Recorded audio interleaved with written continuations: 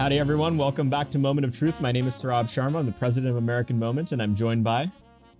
Oh, that's my line.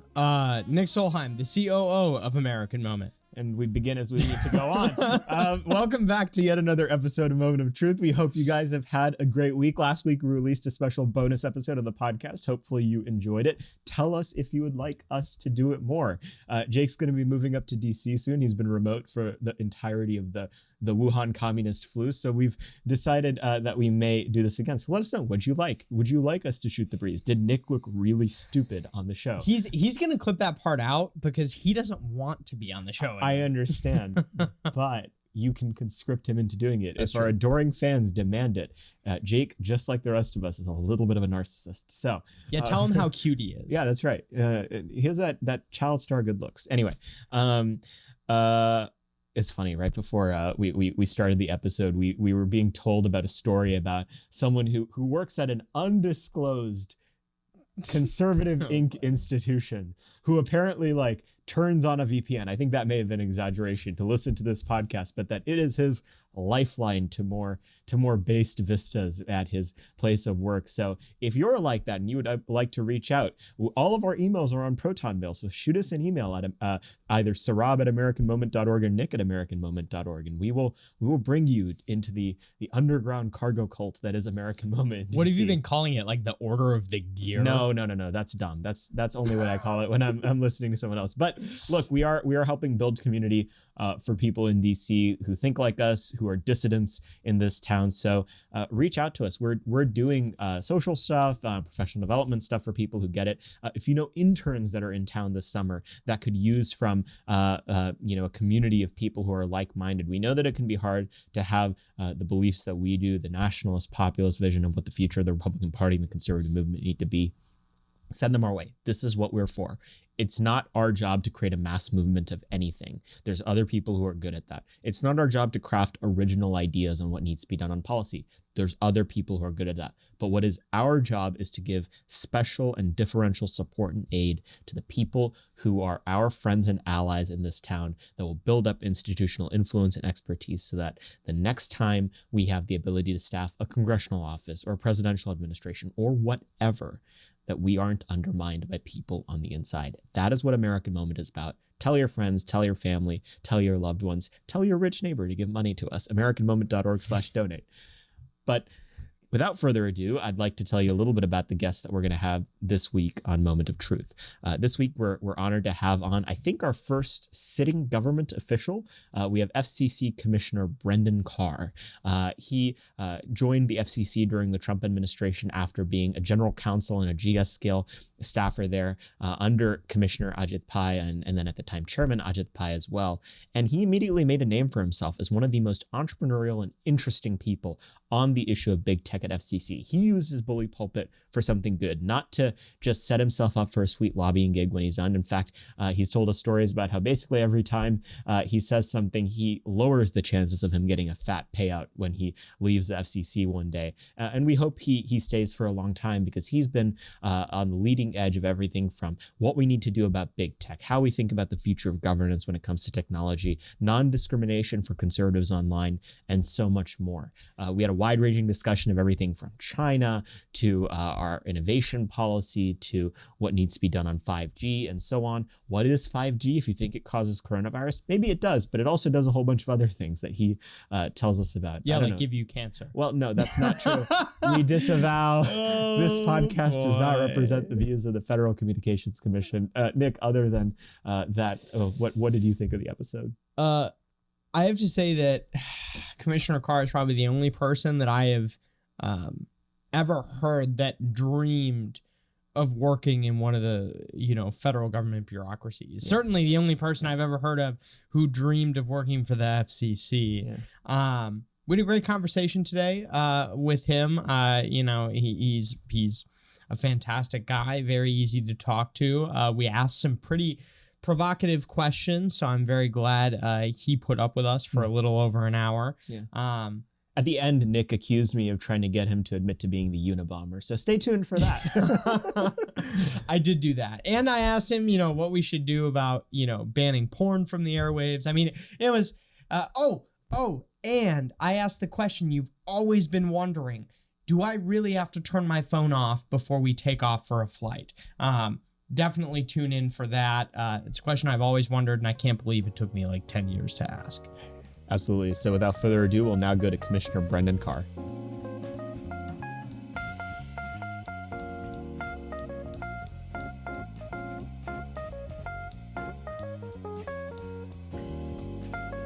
Thank you for coming on the podcast, Commissioner. Great to be with you. Thanks. We always like to start with how our guests got to the point where they are now. How does one become a commissioner at the FCC? How'd you end up here? Well, in my case, it was very much a Forrest Gump style approach. So I went to undergrad at Georgetown, went to law school, actually here in DC at Catholic to specialize in telecom, got a JD and a certificate in telecom. Worked at a law firm for a number of years, clerked for a judge, and thought I would go into the FCC and get a little bit of government experience and then pop out after a couple of years. That was back in 2012. And I'm still there. So I started out as a GS staffer in the Office of General Counsel at the FCC, got the chance to work for then Commissioner Ajit Pais. And then when Ajit was chairman, I was made General Counsel of the FCC, which was a really fun job. And then at that point, I got nominated by President Trump to be a commissioner in 2017. And I've been doing it ever since and having just a blast. So for us uncultured rubes, what is the FCC? What does it do? What are its main responsibilities? And what does a normal day look like for you? Yeah, it's a great question. So I think the easiest way to think about the FCC is to think about it sort of as a mini Congress in the tech and telecom space. So we free up the airwaves that you need for 5G, and there can be all sorts of crazy political and technical fights along the road for that. We administer a $9 billion a year fund called the Universal Service Fund, which is designed to close the digital divide, everything from supporting internet builds in rural parts of the country where there's not a private sector case to subsidizing low incomes. And if entities want to merge in the telecom space, we play a role similar to what the FTC or DOJ would play. They look at it from a competition perspective. We do that, plus a public interest space. So everything from wireless service to wireline to the media companies in terms of the spectrum that broadcasters use, we play a regulatory role there.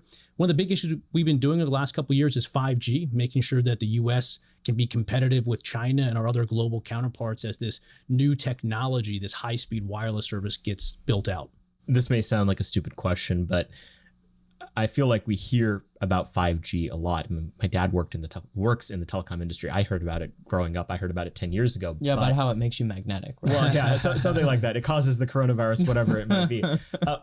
Why does 5G matter? Like, why is it that a slight increase, maybe it's not slight, increase in how fast our internet speeds are or wireless speeds are, is this almost civilizational seeming issue that there's great global powers competing over who gets the technology first? Why does 5G matter? There's been a lot of hype around 5G over the last couple of years. I think we're at the point now where it's starting to deliver. To your point, it's a better, faster wireless service. I think the way to think of 5G is sort of in three buckets. One is the least interesting, which is everything you can do on your cell phone today, you can do in a way that is much faster and much more seamless. The second way is more competitive in-home broadband. So now 5G will let you do wirelessly what before you had to have a fiber or other high-speed wired connection to your home. So where you may have had one or no choice for high-speed home internet, with a 5G delivered service, you now have competition, and that's great. The third bucket is what I describe as sort of this new wave of innovations, and it's hard to describe, but think back 10 years ago when we were on the cusp of going from 3G to 4G. Think about how you got across town back then, right? You had to call a phone number, wait for a cab. Think about how you transacted money. You'd have to go to a physical bank. You'd have to stand in one of those rope lines, use one of those pens that was leashed to the table and always out of ink. The app economy was unleashed because of 4G, and it disrupted all those aspects of our lives and addressed those pain points. You have Uber and Lyft on the phone. You've got Square and other ways of transacting money right on your phone. So that transformation from 3G to 4G, where there were pain points in your life that you didn't even really recognize as pain points, the 4G and the apps that rode on it solve it. We're going to see that next new wave of innovation with 5G. Could be AR, VR. There's a lot of leaps that are being made in that technology. Telehealth, there's a lot of leaps. So it's hard to describe to people other than that same transformation in our lives that 3G to 4G did. We're going to see that again with 5G. And the good news is The networks are mature. They're getting mature. 5G just went into the iPhone in the last year or so. And so it was a bit of a chicken and egg for a while. But I think we've reached the tipping point here pretty soon. So I want to ask you about, a lot of people talk frequently about kind of the difference between America and China's approach to 5G. A lot of people would say that, the Chinese state is kind of supporting Huawei and ZTE and other Chinese telecommunications companies kind of in their push to get a very large market share. Explain for our listeners, really simply, what's the danger of having, Chinese telecommunications dominate the market? Yeah. So you're right. The communist regime is supporting Huawei, and Huawei is supporting the communist regime. There's a couple of ways to answer this question. One is, I'll go back. I was on a road trip as part of this job up to a small town, Great Falls, Montana. That's where Malmstrom Air Force Base is located. And I met a woman there, Colonel Jennifer Reeves, and in her charge are, these hundreds of ICBM missile silos that are dotted all across Montana. And there's nothing up there other than wheat fields and big sky country. But spread across that missile silo are cell towers running high power Huawei gear with all sorts of equipment and technology on there that aren't necessarily tailored to the sparsely populated communities that are up there in northern Montana. So there's a lot of data. It's a coincidence. Exactly. There's a lot of data that can be collected. We looked at other entities that are ultimately owned or controlled by communist China, and our records show things. For instance, there was data being transferred from Los Angeles to Washington, D.C., and that data went from L.A. to Guangzhou, China, before being delivered to Washington, D.C. And I'm not a cartographer, but I don't think the L.A. to Guangzhou to D.C. is the most efficient route to take traffic. So there's a lot of information. Again, 3G to 4G to 5G, we're putting so much more data and information on the network, from health to banking to critical infrastructure, that there's a lot more avenues for entities that would do us harm to do that. And what we've seen is there's just too much unity of interest between Huawei, ZTE, and the communist regime. In fact, as a matter of law, Chinese law, they have to comply with any request by the communist regime to turn over data. So there's a very real and significant threat. And the Trump administration deserves a lot of credit for finally showing the strength and resolve needed to reorient our foreign policy, our technology policy, to the threat posed by Huawei and ZTE. We took some significant steps over the last couple of years, but we still haven't gone far enough. We have additional actions at the FCC that we need to do to further secure our networks. Thankfully, this is bipartisan. This was a bipartisan miss for years in Washington. The threat posed by the communist regime, there was an appeasement approach. This idea that if we, gave them a taste of participating in global markets and free markets, that they would change. In fact, it's been the opposite of that. The communist regime has infiltrated so many of these international bodies. So I think the Trump administration turned it, but I think you look at Senator Schumer and others, there's real bipartisan interest in standing up to China. So I hope we follow through. Well, I think that was wasn't that a part of the president's justification for banning TikTok, was that, they were legally obligated by the Chinese government to turn over any data requested. Yeah, that's right. I mean, these devices collect so much information, even Apple devices. What people don't realize is even when your phone is off, it's tracking information. When you get in a taxi cab, your iPhone will know that. They have barometric pressure sensors that know when a door closes in a taxi. They know when you're going up in an elevator from the barometric pressure sensors. There's all sorts of data being collected. If you can imagine all that data getting shipped directly back to Beijing and correlated, there's a real security risk. And there was a news recently of the Biden White House pulling back on a Trump-era executive order that looked to take some action against TikTok. And I want to read more about what's being done there. But if we're backsliding on that, that's a bad sign. This seems like one of those instances where the common sense approach speaks more to the truth, or at least the spirit of the truth, than what the expert class would tell you. So we shouldn't have a high-powered, highly sensitive radio tower for 5G near our ICBM supply. You can see a certain kind of liberal expert type being like, oh, you conspiratorial rube, how dare you say that? Turns out that there's probably something to be worried about. Oh, my data is getting routed through China on the way. Well, I'm sure it's just for like completely efficient reasons. Server farms are out there. But again, the common sense here would tell us that that's probably not true. What's the time horizon on how long these privacy concerns have been a real issue? How long have our elites been asleep at the wheel? The situation in the U.S. is not as bad as it is in other countries and other continents. If you look at South America, many of their telecom markets are dominated by Huawei or ZTE gear. The same with Africa. I was in Kenya a couple years ago, actually drove about 2 or 3 hours outside of Nairobi down a dusty, dirty, bumpy road to get to a very small town. And you get to that small town and there are plastered throughout the town Huawei banners and advertisements and billboards. So they have dominated that market. 5G is essentially the digital version of China's Belt and Road Initiative. And so they view this very much as part of their economic and national security interest. In the physical space, Belt and Road, they engage in financing and other techniques to essentially build ports for countries, build roads for countries. And then when either political opportunity arises or financial pressure arises, they can foreclose on those physical assets. Well, Huawei and ZTE are going to be very similar in my view, except rather than foreclosing on the physical port, it's the data that travels over all these networks, sensitive data that could ultimately be owned and controlled by the communist regime. Mm-hmm. My first cell phone was actually, I had a Huawei cell phone in Honduras at 15, operated by the Tigo network and everything. So I'm assuming the Chinese Communist Party already has a compromat filled with what I said at age 15. Yep. I'm sure it's fine. Yeah, I think it's fine. I was a missionary kid. I was not like doing anything crazy. So, you're talking about how Huawei has infiltrated a lot of these, third world countries in South Central America, in Africa as well.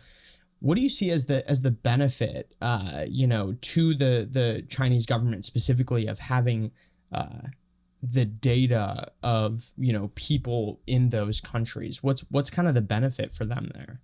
Well, there's a couple interests. I mean, one, the communist regime wants to have jobs for its people, keep them employed, keep them away from protesting, and so by this massive subsidization of Huawei and ZTE, that's part of how they do that. And they can go into any country and undersell any other vendor. So part of it is the economic survival of the communist regime. But yeah, I think part of it is this is at the end of the day spy gear.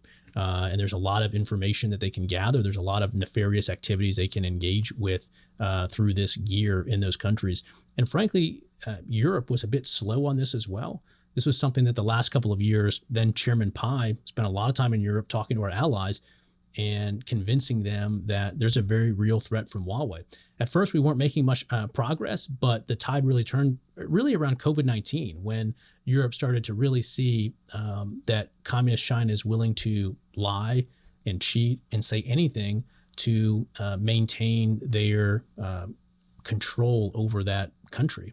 And so that's when they started taking some stronger actions themselves about getting rid of Huawei and other gear in the continent's networks. So our global campaign to have our allies see the light here has been working because, frankly, there were concerns in the U.S. that maybe we should stop sharing intelligence information with our allies if they had Huawei or ZTE, because we couldn't guarantee that if we share something with the Five Eyes and if they have Huawei or ZTE gear, that's not going to ultimately go right back to Beijing.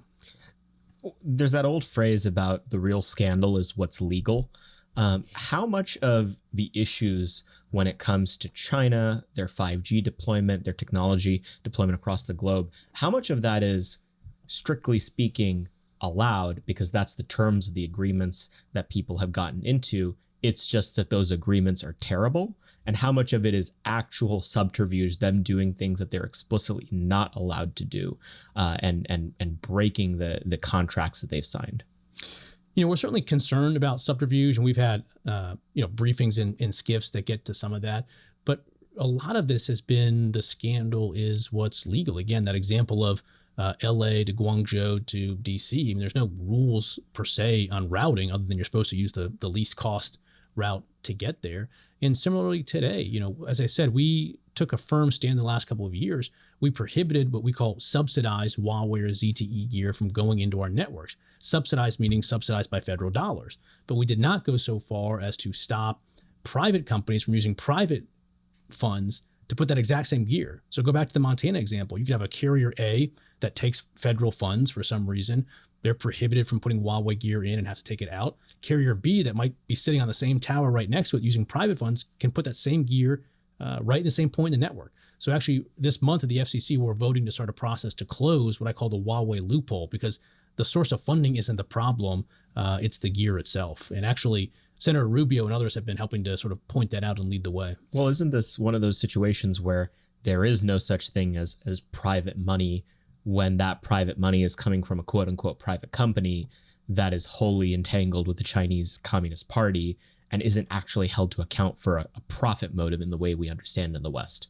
I think that's right. And we're addressing this on multiple fronts. As I said, we've prohibited the use of the gear going with federal funds. We're looking at stopping the loophole of private funds. The other step that we're taking is to give U.S. carriers a choice when it comes to 5G network gear, because a lot of them said, look, A, I wasn't aware of the security threat. B, this is significantly cheaper than the other stuff that's out there. One answer to that is we're helping to support the development of this new technology called O-RAN. And the way to simplify that is to think of it as a software approach to do the same thing that the bespoke Huawei gear used to do. So it's good in the sense that it is disruptive to the market. It gives people the ability to compete with Huawei without needing the $20 or $30 billion R&D that it takes to produce hardware. And it plays with an enduring American strength in coding and software. So we think this introduction of O-RAN, which again is a software-based alternative to the Huawei hardware, is going to be another part of mitigating and addressing the threat from the communist regime. So there are a lot of people that will say, and in fact have said to me before, that banning a company from a foreign country from doing business within the United States is inherently unconservative and anti-free market. Saying that Huawei is a threat to national security and shouldn't be allowed to do business in the United States is unconservative. It's not what Ronald Reagan would have wanted. What's your answer to that? Like, what should we be doing about this issue? Welcome to the realignment. So I think this is part of the change in registered thinking. Trademark. Yeah, that was slow inside the Beltway. I think a lot of the thinking here and the think tanks here were dominated by fundamentalist libertarian thinking, and it was great for big business, and it was really bad for many parts of this country. And I think there is a new cadre of conservative leaders that are looking to take a different approach here. And I think this is an example. Our approach to China, I think you see it in our approach to big tech, this idea that if a big company is doing it, who am I to say anything? I think that type of thinking is thankfully being challenged on the right by a new way of approaching these issues. And that's a great thing. Well, and of course, most of the people that are pushing this kind of rhetoric in DC are, receiving money directly from the coffers of Google. So it's like, it's hard to, take their point seriously. But yeah, and I think back up even more, you look at what's going on right now with the Apple iPhone. So we have said for decades, never again when it comes to genocide. And yet when you look at what is going on right now with the Uyghurs in the Xinjiang region, it's genocide. Trump administration said that. The Biden administration has said that. So one idea that I've offered is we should take a stronger approach at the FCC. When any electronics comes into the U.S., we have a role to play. You can't operate anything that emits RF energy unless the FCC reviews and approves it. It used to be on the back of every piece of electronics. Like it used to be on the back of iPhones, the little FCC logo. Yeah, baby monitors, everything. Anything that emits any electricity, we sign off on through our labs. And up to now, we've only looked at it for what frequency band does it do? Does it operate on? Is it going to interfere with something else? And it's been a very limited review. And what I've said is at a minimum, we should put all these entities that seek FCC approval, including Apple, to make to a higher standard to show that there isn't forced labor anywhere in that supply chain. And again, I think that's part of standing up to the threat. I think if we flash forward 2 or 3 years from now, people are going to look back and wonder why more people didn't do more and say more when it comes to the genocide taking place in China. So I think, as an FCC commissioner, I would like the agency to do more to make sure we're not letting the communist regime profit by approving gear that was built with slave labor.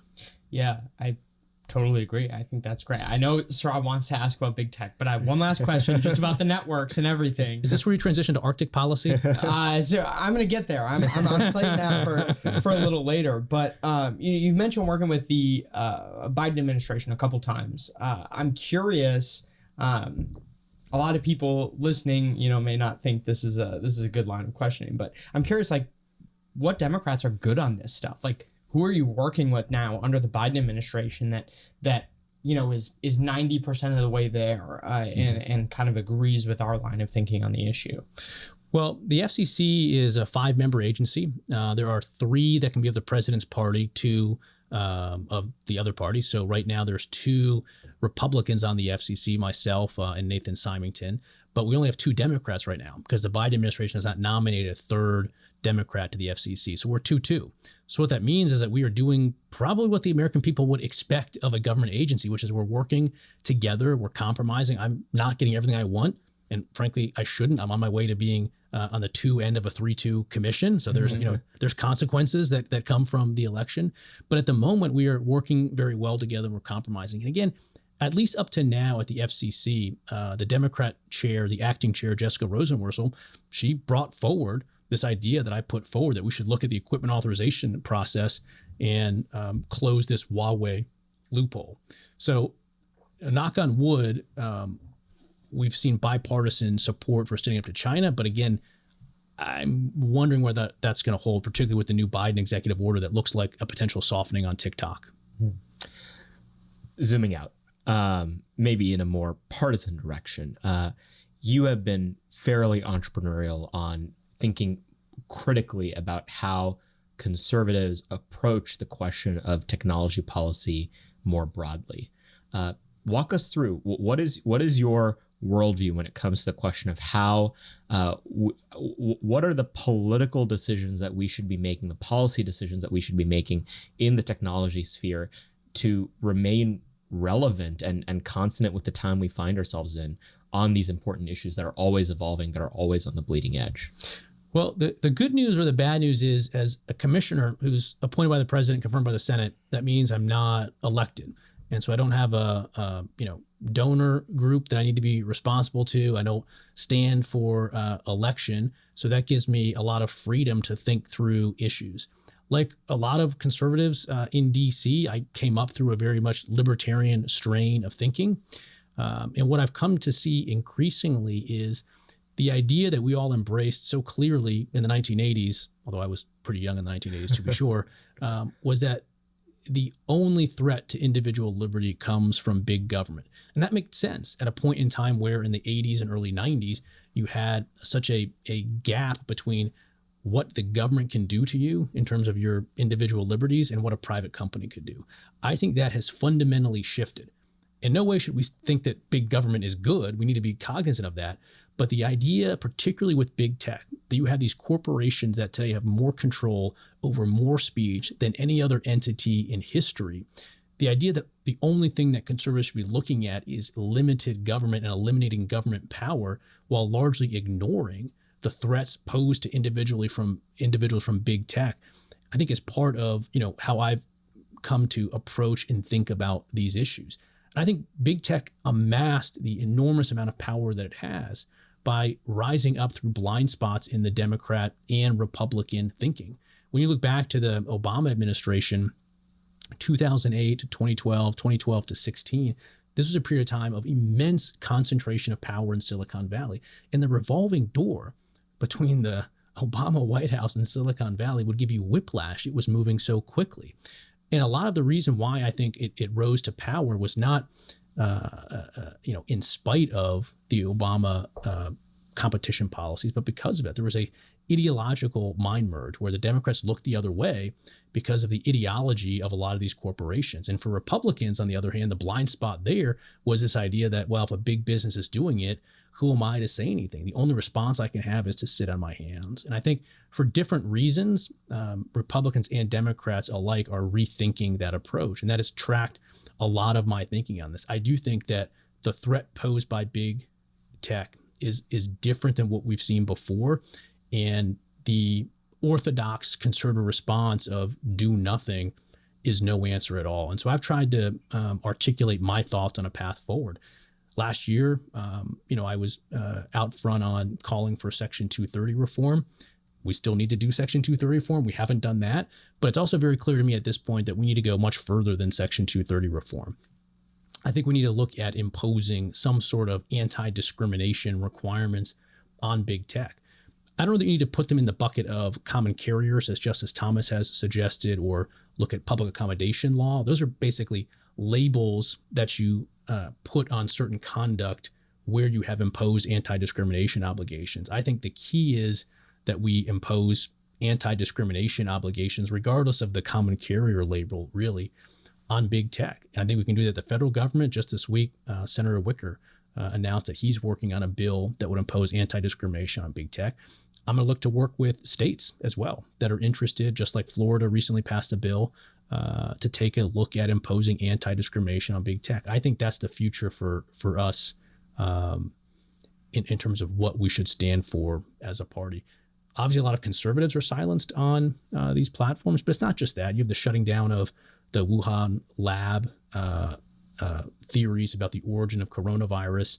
You had, Microsoft recently censor entirely the images of the Tiananmen Square tank man on the anniversary of Tiananmen Square. So that was crazy. There's a lot of political discrimination that goes on. I was assured it was just an error. Yeah, It was an accident. that goes on against conservatives. But more broadly than that, diversity of views is the lifeblood of democracy, and we need to get back to that. It's a cultural problem, but I also think it's a law problem, given that 230 essentially blesses the ability of big tech to shut down ideas across the ideological spectrum that just doesn't fit with their orthodoxy. I'm so glad you said that Section 230 reform may not be sufficient anymore, because there's this super strange thing that I noticed over the last couple of years where the second Republicans were out of power, all of the squishy think tanks, institutions, congressmen that were holding out were basically being the barrier to big tech reform. When we had political power, we're like, well, now it's time for moderate Section 230 reform. It's like, you know what? Screw you. Like you don't get to now say that it's now time for Section 230 reform when the problem has gotten so much worse. Well, you've been at the center of this basically the entire time this has been a live issue in American politics. I think the first memory I have of this being seriously considered beyond just like weird internet forums, the question of censorship and the power of big tech, was a hearing where Senator Ted Cruz was interrogating some big tech executives about, I think it was like Diamond and Silk's like ability to reach an audience. Walk us through, like, what's been the timeline over the last couple of years? Like, what were the first kind of signs that something was awry, and how have people kind of joined along at various stages to more of your perspective? It's a good question. I think there's a few different ways to look at the timeline. I mean, maybe in broad brushstrokes, if you go back to the 2016 election, whatever concerns people thought they had with censorship around that point in time, I think it was below the noise floor. And when you had all of these conspiracy theories arise, particularly among Democrats, post-2016, to try to explain away their loss at the ballot box. You had a lot of people point to Facebook and Twitter and say, well, 60 million people voted this way because 200 people saw a political meme on Facebook. Yeah, Macedonian teenagers made a meme. Exactly. So I think this was sort of social media 1.0. This is where the era was when I think it was a Facebook or Twitter executive or former one said that we represent the free speech wing of the free speech party. They stayed out of it. They let ideas flourish. They let people to decide for themselves. Again, that didn't go over very well among Democrats. You saw a lot of hearings and pushing for greater censorship. There was a lot of sort of pushback. And I think flash forward to 2018 and 2019, I think that those efforts worked. And you saw a lot of these social media companies, I think, engaging in discriminatory conduct, perhaps as a makeup for sitting on the sidelines in 2016. But I think the real watershed moment for conservatives came at 2 points. One was the spiking of the New York Post story on Hunter Biden, the idea that you could not share even a link to the story. Mm-hmm. The New York Post newspaper being blocked on Twitter for a week or two, right in the run up to the election. I think that really turned the tide. Right on the same point in time, you had Justice Thomas start to write about Section 230 reform, the power of big tech, and how courts have misinterpreted Section 230 to give them too much power. And when you have sort of someone of Justice Thomas's stature talking about Section 230 reform, when you see the New York Post get blocked entirely, I think that gave permission to a lot of more mainstream conservatives say, you know what, there's something here. And if Justice Thomas is out there saying it, it's not just, this person over here on the edge. It's okay for all of us to talk about it. So I think that was a real watershed moment. And now you're at a point in time in which almost any number of elected members of Congress on the conservative side are going to speak up when there's censorship. There's a lot of bills right now for 230 reform. There's bills for anti-discrimination. That was the watershed moment. Now, Republicans and Democrats both want reform, but we're pulling on opposite ends of the same string. Republicans want more speech, less censorship. Democrats want less speech and more censorship. So I don't know that we're going to get there on a bipartisan basis for the real fundamental reforms we want, but maybe we can come together on a bipartisan basis, at least on transparency or something like that. But that's why we need to run in parallel with state law efforts like the Florida bill and some other states that are also looking to take action right now. I'll tell you what the most radicalizing moment was, I think, for most normal people, like my friends and my family, back in Minnesota. I feel like we're being excluded from the definition of normal people there, to be clear. I mean, we're in D.C. Of course we're not normal, but it was when the president of the United States got banned from Twitter. I remember where Facebook and Instagram. I remember where we were. We were doing a guys' weekend in West Virginia when he got slapped with that 24-hour ban, and then right after that, he just got the leader of the free world was straight up deleted from Twitter. Yeah. I mean, you can't even ever imagine that happening. To President Obama or to anyone else, to be completely deprived of the number one way that he communicated with the American people, regardless of the optics of that or whatever. I want to ask, is this going to be the big movement for the Republican Party moving forward? Maybe if we regain power in 2024 or 2028 or whatever, I mean, are we seeing a repeat of, Teddy breaking up the railway barons, in the early 1900s? Is it going to be like that level of, this is a central plank of the Republican Party platform now? I hope so. When you talk about the President Trump incidents, I would agree with you, certainly, particularly when you look globally. That's where we saw responses from Merkel and others who got very concerned about the concentrated power that these companies have. I don't think there's any going back. I think when Republicans get the gavel again, whether it's in the House, the Senate, in an agency like the FCC, which again requires a change in presidential administrations for a Republican to get the gavel there, I don't think we're going to go back to where we were in 2017, 2018, and 2019. I think Section 230 reform is table stakes for Republicans. And I think going beyond Section 230 is table stakes for Republicans through some sort of anti-discrimination law. There are, First Amendment interests at stake. So we got to do this in a smart way. As I talked about this before, there's really sort of two core steps here. One, is there interest and desire for those in government to take action with respect to big tech in this instant? 2 years ago, I would say no.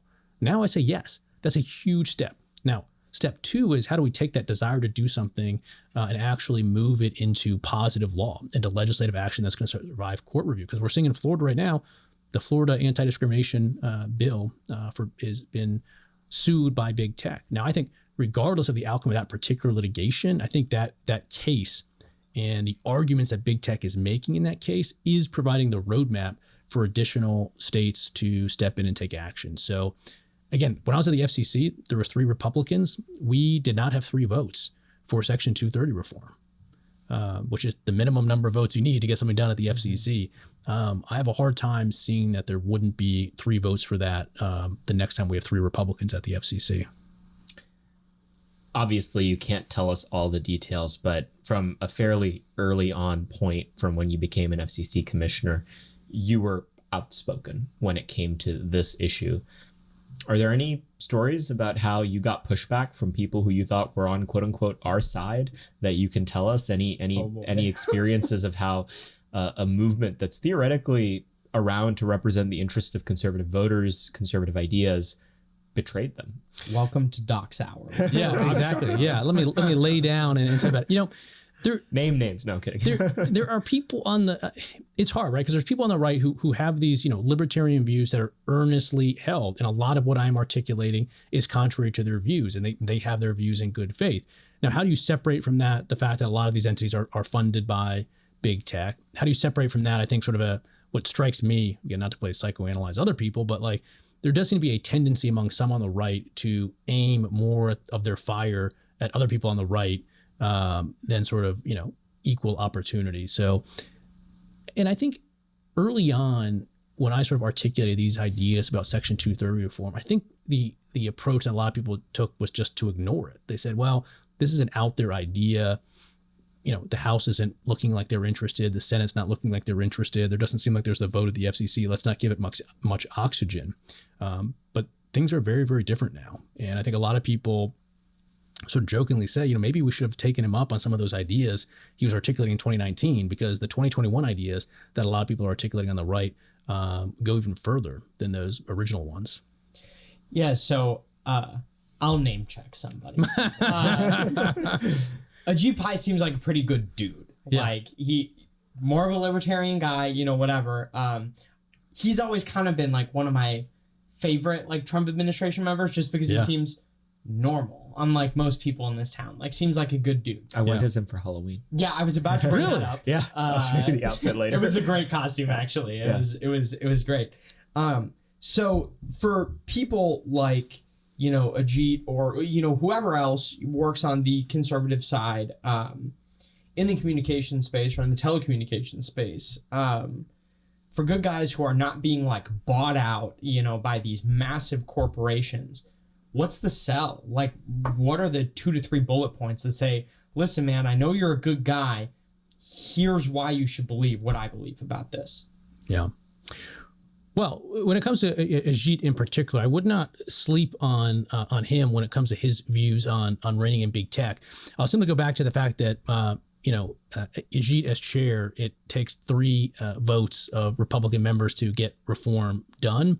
And Ajit leans in pretty heavily when it comes to big tech. In fact, when we went through this net neutrality debate back in 2017, Ajit very clearly linked together the net neutrality push by big tech and big tech's own violation of net neutrality. So I think he's one of those that's been on the leading edge of seeing the harms from big tech and led the FCC at a point in which a critical number of conservative thinkers weren't quite there yet when it comes to reining in big tech. But I would think, again, the compelling argument to me is, as conservatives at our core, we have to be for individual liberty. And while the greatest threat to that individual liberty forever came from government, and still can because the government can jail us and take our lives away, we cannot be blind to the threat to individual liberty that comes from the concentration of power. So let's talk about net neutrality. That was probably the first time that people are people listening to this over the internet. Are we live? Is this like we're some episode of Lost where we actually did die in the net neutrality apocalypse and we don't know it? That's right. I was assured that there'd be bodies strewn across the street across America if net neutrality was not implemented, but in fact, it is not the law of the land. Could just walk us through your experience being involved at the FCC when the net neutrality fight happened, and your retrospective on how all of that went down, lessons learned, and I guess a little bit about what the issue is itself. It was wild. I, was confirmed to be in the commission in August. I think we moved to an order, quote unquote, repealing net neutrality in October. And I mean, it was like everything from like funny to death threats. The chairman, she probably had legitimate death threats. I mean, he had to go to 24/7 security. Basically, people were showing up at his house, threatening his kids. We had bomb threats called in at the FCC during the meetings. This is what Reddit does to him, man. Yeah, I was about to say, you mess with Redditors' pornography or something, they tend to get very upset. Yeah. I mean, this was one of the greatest examples of the left selling the American people a lie to just get energy up and raise money. We were told, CNN ran a headline, "The End of the Internet." And what has happened? Prices are down. Internet speeds have doubled since then. The digital divide has narrowed substantially. More Americans are online now than ever. We had a black swan event with COVID-19 where there was just an overnight surge in network traffic as we recreated our lives on the internet. And America's internet infrastructure withstood that surge. So it's sort of like climate change to some extent in terms of, how quickly the earth is going to end, except rather than saying, well, it's 10 years left to act, net neutrality exposed very quickly how the left misrepresented what we were going to do. So shifting gears a little bit, I want to ask you about something. We talked a little bit about this in our very early episode with Terry Schilling. And I actually don't know your opinion on this. I'm kind of asking you this cold, hoping you'll give a good answer. Asking about decency, public decency laws, for things like pornography specifically. What's your view on those, on implementing those, on, what should the conservative response to this, I believe the appropriate word is smut, should be? Well, it's funny. So I grew up, in the M&M age, and, even, before it, Howard Stern and all of these, fights with the FCC. I think I was an intern at the FCC during the Janet Jackson halftime Super Bowl instance in the early 2000s. Those types of issues just haven't arisen to the commission level in about 10 years. I don't know if that's a function of culturally where the country has sort of shifted, or if it's a perception of First Amendment law and limiting what the FCC can do. But there's also a technological perspective here, in that a lot of those rules you talk about apply to broadcast content, so sort of network television, ABC, CBS. But now we have these competitors from all sorts of different platforms, not just cable, but over the internet, satellite. Those technologies don't have the same indecency rules that apply. So it's a very odd regime that we have right now, where you can't broadcast content X on CBS, but you could broadcast content N on a cable channel. If you're clicking through, you don't necessarily know the difference. So I think there's, culturally, the country is in a different place with some of that stuff than it had been before. There's First Amendment challenges as well that come with that. But it hasn't been something that's arisen for us to decide in a very long time.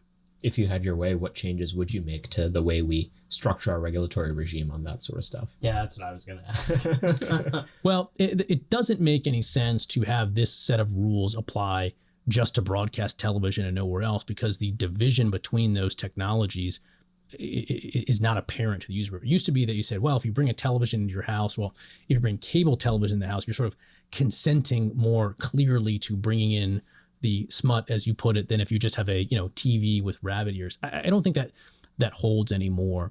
So I do think if you're going to level those types of requirements out, I would assume there's going to be a leveling down in terms of it. Because frankly, over the years, the FCC has been getting out of the business of regulating the content on the airwaves. And frankly, there's a disturbing trend that we're seeing right now, where people are sort of going to the FCC and trying to get us to shut down political speech they don't like. We had a petition filed to deny a radio transfer in South Florida that was going from a perceived progressive owner to a perceived conservative owner, a Spanish language radio station. And a bunch of Democrats in Congress filed a letter to the FCC basically saying, we don't want more conservative voices going into South Florida ahead of the 2022 elections. Block this sale. We had the Democrat prosecutor in Baltimore file and ask us to investigate the local Fox, not Fox News, but Fox TV station, because she said they were running too many stories about her. So there is this increasing illiberal trend, obviously, to shut down speech. And people are increasingly looking to the FCC to do that. And I think that's a bad trend. So I don't think we should send signals that, if you don't like something that you see on TV, come to us and we'll shut it down. Again, my whole viewpoint is more speech, not less. And that's how I carry it forward to big tech. I don't want big tech censoring. I don't want the government encouraging big tech to censor Democrats or Republicans, I want more speech, and that's consistent across the mediums.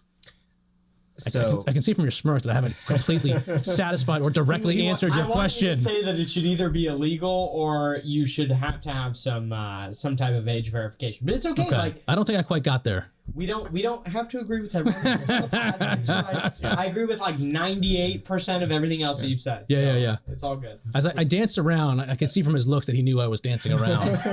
I wasn't going to push you on it. I was going to let you have it. Just a little tease to see if you would make news on our podcast. But I guess so you were early on the challenges of big tech on this ability for them to censor relative to the rest of conservative movement, relative I think to the rest of mainstream politics as well.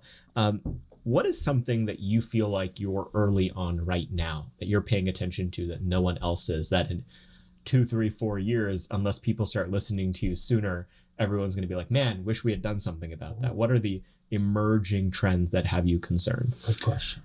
Well, some of it is what we talked about before, which was 230 was a leading edge issue a year ago. I think it's more of a mainstream issue now. I think affirmatively imposing anti-discrimination obligations on big tech is the next emerging issue that I want to try to put some thought into. How do we do this thoughtfully in a way that can survive review? I think going even further when it comes to the supply chain with forced labor. I mean, again, right now iPhones pour in, all these electronics pour in. And we don't have any vetting going on right now for forced labor. I think 2 years from now, we're going to look back and we're going to say, how did we not do more sooner when it comes to genocide and forced labor in our supply chain? So I think that's one we have to do. One that's less political is telehealth. I sort of leaned in early at the FCC on this idea of what we call now connected care, which is at the FCC, we were focused for a long time on how do we get internet connections to brick and mortar hospitals. That's great. It helped people a lot. But the new trend that we saw early on was people getting care right in their home, whether it's a smartwatch, a Bluetooth connected device, an iPad, doing a mental health visit with a counselor that was 200 miles away that you couldn't get access to physically.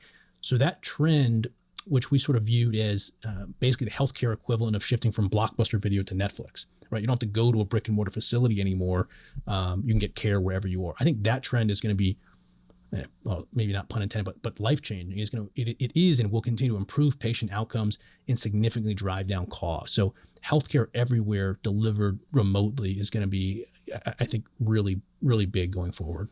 So I have one of those plans. I haven't had to use it yet. Yeah, I'm watching your watch right now. Your rings aren't quite closed yet for the record. Not, so. Hey, listen, it's only 5 p.m. I got plenty of time. I'm gonna work out when I get home. Man. Yeah. But I have it set to burn 1,000 calories a day. It's a lot. It's a lot to get through. I wanted to ask someone this question for a very long time. The not being able to turn your phone on while you're flying, is that like real? Or is it this is very funny because I had that same view before I became a commissioner, and now that I am a commissioner, I try to travel a lot for this job, and I always have my phone. I'm always like one of the last people to turn it off, and I'm always sort of waiting for it to become like an issue. And like, well, you can't do that, FCC law, and I'll stand up like, well, actually, I'm a commissioner of the FCC, and I'll have that yes, we have that rule, but it doesn't make sense. Do you have a badge you can pull out like your FBI? Exactly. So. The reality is, where there may have been interference concerns in the past, what I've been told by the engineering bureau at the FCC is like it's largely not, and it is not an engineering issue. Like if someone forgets to turn their phone on airplane mode, the plane is not going to come down.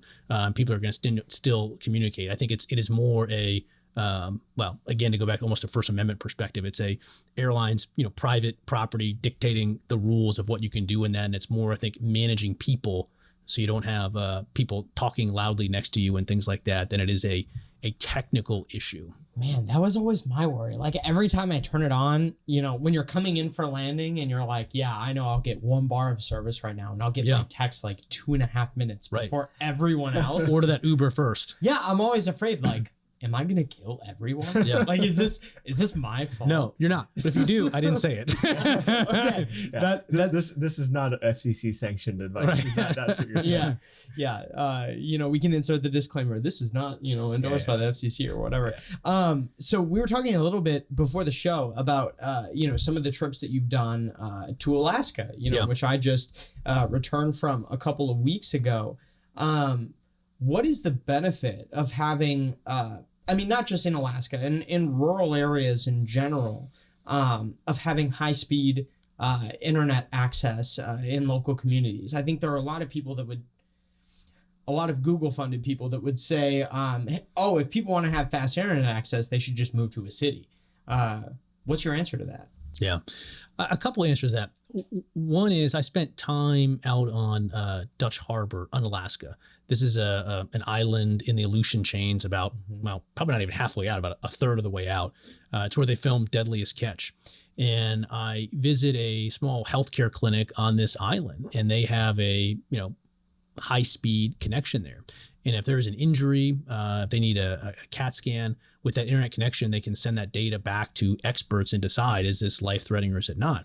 If you don't have that, you have to take the precautionary step of putting someone on a life flight back to the mainland. And that can be anywhere from, I don't remember the exact number, but it was big. It was like $60,000 to $90,000 to get sort of a custom life flight. So you can put the investment in to get a high-speed connection there, or you can eat $60,000 to $90,000 whenever someone has a potentially life-threatening injury.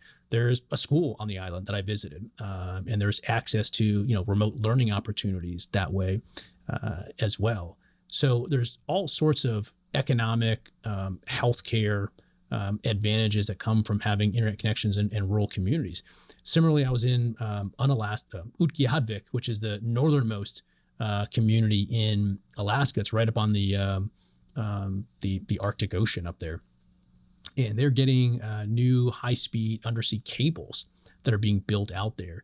There's a lot of reasons for that, not the least of which can include national security, as we're looking to use the waterways up there a lot more for military and other purposes, and potentially for economic activity, as there's less ice coverage up there, that high-speed connections can help enable that. So there's a lot of people that don't believe we should have internet connections everywhere, that it's not affordable, but it's sort of table stakes of being an FCC commissioner to being committed to getting 100% connectivity out there. Yeah, those are the quintillion ones, right? Some are quintillion. There's some other ones that are going up in Dutch Harbor, for instance. I believe it might be GCI that's building out the fiber there. Yeah. Can't let you guys nerd out about Arctic stuff too much. I have a podcast listenership just really went to the floor. We lost half of our listeners. It sounded like the telehealth aside that you did answers this question in part, but being at the FCC, you kind of have a front row seat to some of the bleeding edge of what technology can do to actually improve people's lives.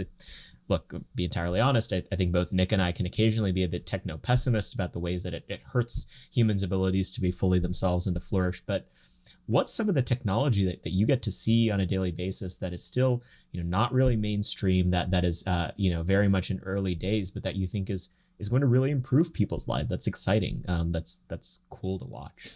I think there's a lot of running room left for AR, VR, augmented reality, virtual reality. And again, think about your pain points in your daily life today. So for me, for instance, I hate going to the grocery store, but I like to eat. So I got to go to the grocery store. Particularly with COVID, it was a pain for a lot of people. And there's online options today, but they're not that satisfying for a lot of people. So imagine instead you put on, a pair of AR, VR goggles, which hopefully will be, not too different than actual eyeglasses in the not too distant future. And you can see not just a generic grocery store, but your grocery store that you're used to. And I'm sort of weird. I like to go down my grocery store aisle like a particular way. It helps me think through what I want. Yeah. And you could do that sitting on your couch with AR, VR. With haptics, you can actually pick up a piece of fruit and you can feel it. And you can say, all right, I want this piece of fruit, throw it in your virtual basket, and it's delivered. Or clothing. Now you have to order clothes. You don't know if it fits that well. But again, there's AR, VR technologies that will do this for you in a way that is going to lead to, better custom clothes. And people can say, who cares? But there's all these pain points in your life that AR, VR could solve. It's been a bit slower, to be honest, the AR, VR development than what I might have expected 2 or 3 years ago, but I'm optimistic there. The other thing we're seeing right now is we've approved these new generation of low Earth orbit satellites to go up, SpaceX, Starlink offering being one of them. That has the potential to be very disruptive in terms of dramatically reducing the cost for serving that last 1% to 2% of the country that doesn't have internet access in a very cost-effective way. And again, that could help us out with this $9 billion a year that we're spending right now to try to close the digital divide, at least in part. So I think that technology is going to be interesting. ARVR is going to be interesting. A lot of people point to connected cars, but again, that's one that seems like it's had a bit longer run room than what you would have anticipated a couple years ago. I guess on the flip side of this, putting aside some of the partisan concerns about censorship and speech, what is it about, our technological era that has you more pessimistic? What is it you don't like about how society's changed because of technology? Are you trying to get him to quote the Unabomber on air? Like, no, what is your deal? There's certainly an addictive quality to this. When you're in the attention economy, whether it is intentional or unintentional, eyeballs is the game. And there's a way that you can just, speaking for myself, spend too much time on your phone, spend too much time on Twitter. I mean, heck, I scroll so much, my thumb gets sore sometimes. I got to You are in fact on Twitter. Exactly. I got to do something sometimes to get off of it. So I think, the distraction that comes from that, I think is, not the healthiest thing. That's not all the fault of big tech. There's other reasons for it, but I do think there's an addictive quality that takes us out of, the reality of everyday life. That's not great. I personally don't put all of that on big tech. I think there's some, personal responsibility that comes with that as well. That's one downside. Sometimes like, man, I just wasted an hour scrolling on the weekend, not when I'm at work, I'm sure. That I would rather have spent, doing something else in the real world. Yeah, we never tweet at work. Ever. Commissioner, where can people kind of learn more about you? Where can they kind of follow your writings, the commentary you're making? How can people keep up with you? Yeah, on Twitter is probably the best way, at Brendan Carr, FCC. I tend to put my op-eds out there. When I travel, I do a lot of the stuff there as well. So that's the best place to start. Sounds good. Well, thank you so much for joining us on the podcast. You're a busy guy, and I think this has been an extremely informative discussion. We have on a lot of people who have, Jeremiads against our ruling class, and we still love that. But I think you're one of the first few serious technical experts we've had on. So thank you for taking the time to dumb things down for Nick. Yeah, exclusively for me, for sure. And thank you for coming. Enjoyed it. Thanks.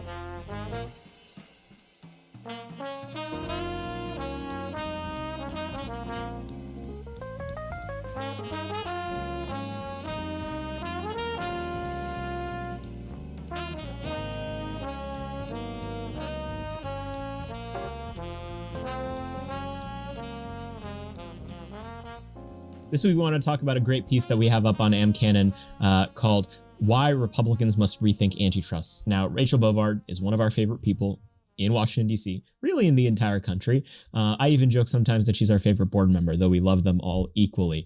But she wrote this fantastic piece for the American Conservative that really got people talking, that really dives deep into how we need to start rethinking our policy of antitrust when it comes, especially to our biggest technology conglomerates, Microsoft, Google, Facebook, Amazon, and so on. Obviously, Rachel's been on the bleeding edge of what it means to be a conservative, properly understood, even a person for liberty, a person of liberty, like person of color, when it comes to the issue of technology.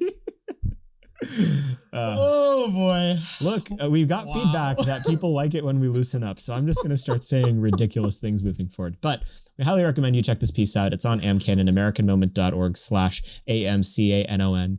And I think it goes to an important approach that we really care about here at American Moment. Look, we have never claimed that we are taking on the mantle of what the future of conservatism needs to be, what the future of the Republican Party needs to be. We care about that. We have perspectives on that. We talk about it sometimes on this podcast, but that's not the reason why I go out and try to raise money every single day, why Nick and Jake sacrifice so much of their time, why Emma decided to join our team.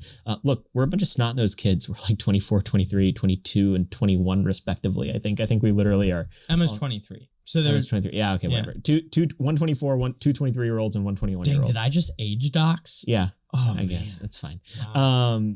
And so it's extremely important that we take the energies that are thriving around issues like big tech or critical race theory or what else issues are really popular in the base right now, and make sure we convert them into actual policy wins that represent the interests of the American people, the conservative base, and the Republican Party. If we don't do that, then we're just pissing in the wind, to be entirely candid. And politicians, leaders, and grifters of all sorts will use that energy. They'll say the right thing to get all the credit for it politically, and then proceed to do nothing about it. And that'd be a shame. And it's part of the reason why we appreciate Commissioner Carr so much. And we actually talked about this a little bit after the episode. The reason it's so important that he's in the role that he's in right now is he can take that energy on the big tech issue, share that same instinct that the base does, feel like they are his people, that the base is someone that he has a moral responsibility to represent, and turn that into policy that represents their interests. That's what we're trying to create out of the young people that are involved with American Moment. And it's so important that we do so, because if we don't, then frankly, we don't deserve to govern. Yeah, I think that's a large part of why a lot of you probably don't see, gosh, I always hate to bring up the iceberg analogy, but like this podcast. We get it. You like the Arctic. Yeah. It's, my favorite biome. But this podcast is the tip of the iceberg. Really, I mean, this is probably one of the only, aside from that and your, incessant twittering, really the only like public things that we do. Majority of our work is under the surface. It's, training people who we definitely don't want to name, right? Because we want them to be in positions and be able to get into positions where they can actually do stuff. And it's also like putting people in those positions. We can't tell you those wins that we're having. We can't, necessarily say we put so-and-so at X organization and they're really passionate about these things and they're going to change, the face of conservatism forever. Sometimes these things are better left unknown. And maybe we can take the credit like 50 years from now.